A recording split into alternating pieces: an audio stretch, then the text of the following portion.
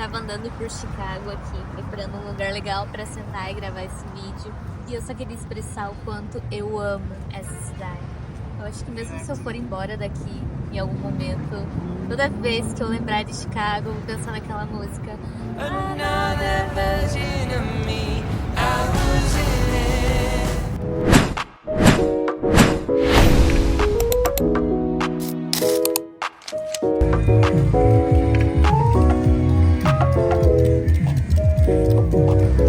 Há um ano atrás, eu desembarquei nos Estados Unidos com 2 malas, muitos sonhos, mas também muitos medos e sem imaginar tudo o que ia acontecer. E hoje eu quero contar o que mudou na minha vida desde então. Um ano atrás eu vim achando que eu estava mudando de país, mas hoje eu percebo que eu estava mudando quem eu era. Posso dizer que o gatilho para vir para os Estados Unidos foi o término de um relacionamento de 3 anos, no qual eu era muito feliz.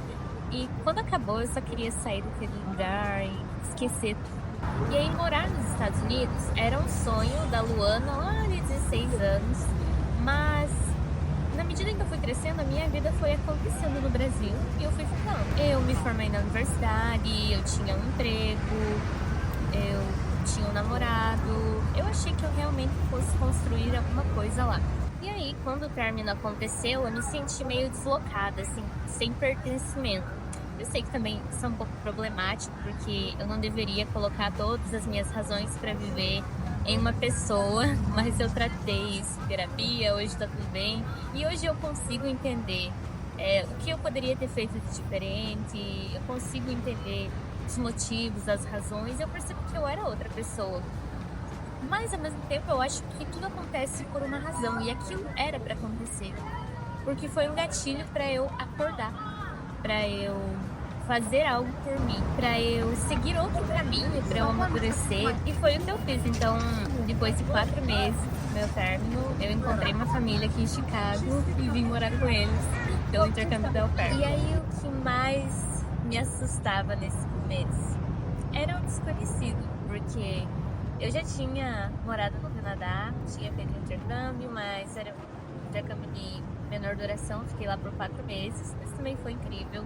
Eu sou muito grata, acho que o Canadá foi um grande divisor de águas na minha vida, porque foi naquele momento que eu entendi que nada era impossível. Para uma menina que cresceu na fazenda, em uma realidade extremamente humilde, conseguir uma bolsa de estudos para estudar numa universidade canadense, aquilo me mostrou algo, sabe? Mas enfim, isso é papo para um outro vídeo, porque a história é longa. E aí, o que eu imaginava que seria fácil, mas não foi, mudando aqui para os Estados Unidos, as burocracias. Que, no geral, eu sou uma pessoa que pesquisa muito, eu sou muito boa em lidar com papéis, e eu sabia tudo o que eu tinha que fazer quando eu chegasse aqui, mas deu um pouco de ansiedade, sim. Eu acho que pelo fato de ter que começar uma vida do zero, em outro idioma, em inglês.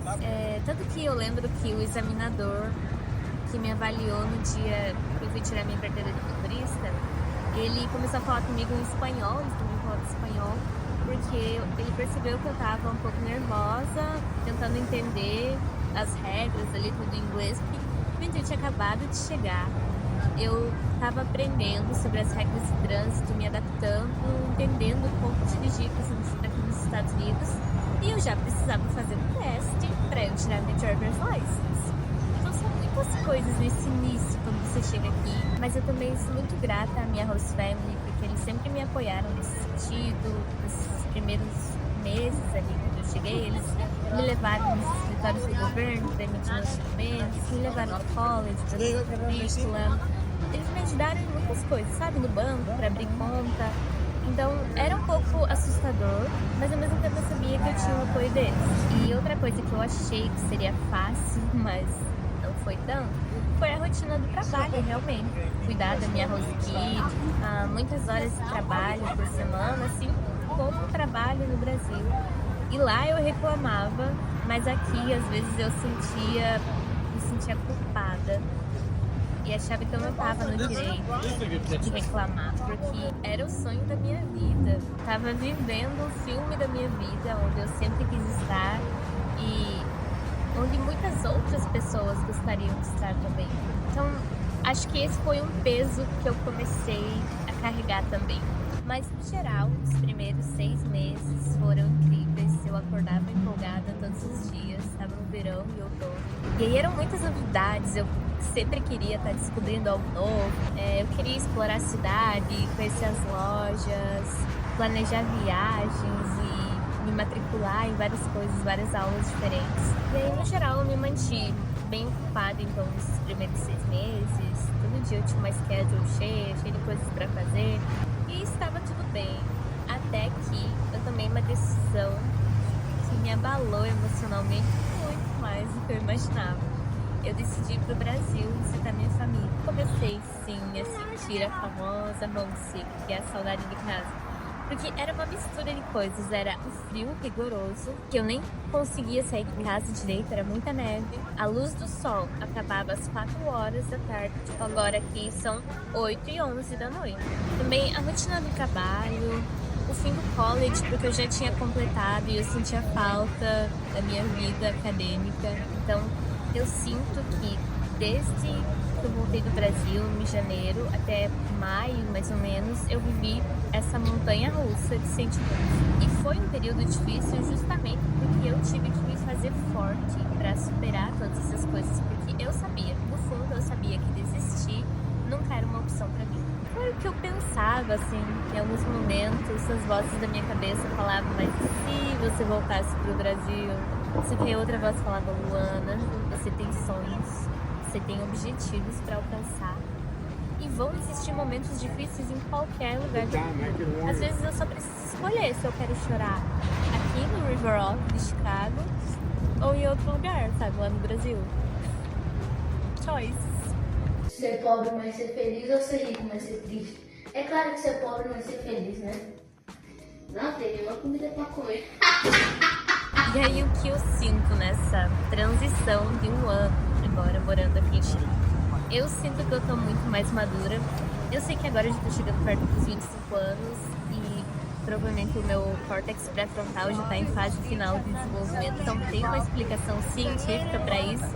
Mas também porque eu consegui solucionar algumas dúvidas que estavam me dando muita ansiedade, dúvidas sobre o futuro, sobre pós-au pair, mas agora eu tô no caminho para resolver tudo isso, tá tudo bem com a minha família lá no Brasil também, e isso me dá motivos, razões para continuar e enxergar o lado bom da vida. Hoje eu fui na igreja de manhã e a pastora fez uma reflexão sobre como na nossa vida nós só percebemos as coisas pelas quais nós estamos procurando. Então, era um vídeo, o vídeo era sobre um time de basquete e o desafio era que a gente contasse quantos passes o time de basquete fazia naquele período do vídeo. E eu imaginei que tinha alguma coisa por trás, eu tentei observar as outras coisas que estavam acontecendo no vídeo, além de só contar os passos, mas realmente eu não percebi nada de normal. E aí quando ela pausou e voltou o vídeo para mostrar o que era um jogador fantasiado de urso que ficava passando no meio dos jogadores. E ninguém percebeu.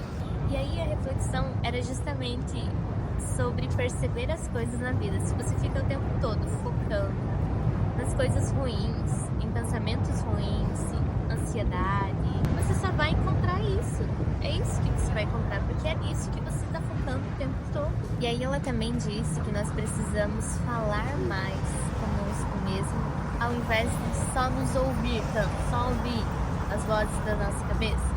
Porque realmente são muitas preocupações, são muitas paranoias, é muita ansiedade o tempo todo.